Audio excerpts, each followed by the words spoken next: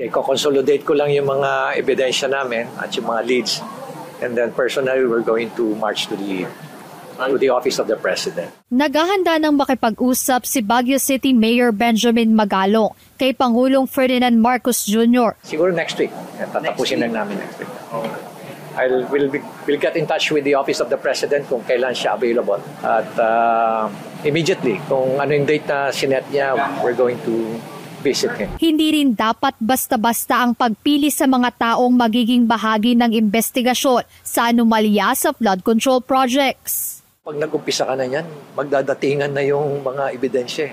People will volunteer to submit pieces of evidence. So, ma-overwhelm ka ng ebidensya. Kaya kailangan mo talaga, magkaroon ka talaga ng opisina. Tapos, alam mo, document exploitation.